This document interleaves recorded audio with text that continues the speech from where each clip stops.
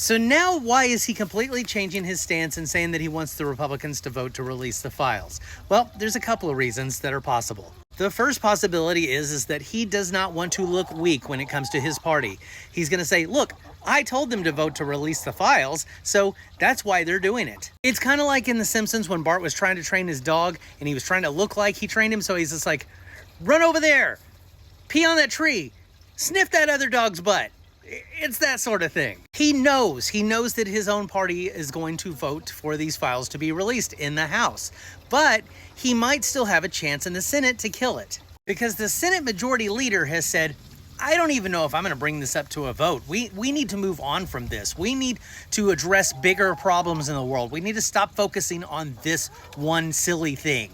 That could be a much harder sell considering that Epstein's victims have been a lot more verbal lately. But if they do decide to try and kill it in the Senate, Trump can be like, well, I tried, my hands are tied. I can't tell Congress what to do.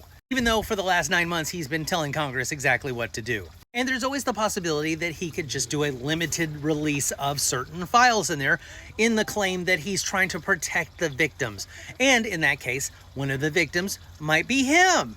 But nobody is going to buy that. Nobody is going to be like, what, his name wasn't mentioned hardly at all in there? That would be extremely hard to believe considering his name was mentioned the most in that email dump. He was mentioned in almost 1,700 of the 2,324 email threads. And I wonder whose idea it was to shape it like this. And then there's always another possibility. The possibility that he thinks that this is going to do way more damage to other people than it will to him because he is so loved as the president.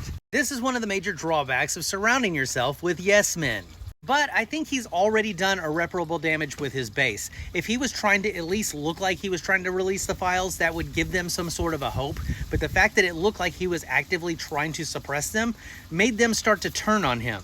Couple that with the fact that everything is expensive as hell now, that everything kind of sucks in the world right now, and they're just kind of like, well, what was the whole benefit of me voting for him to begin with? Because these people don't care about what's happening until it affects them personally. So now he's totally stuck between a Bubba and a hard place.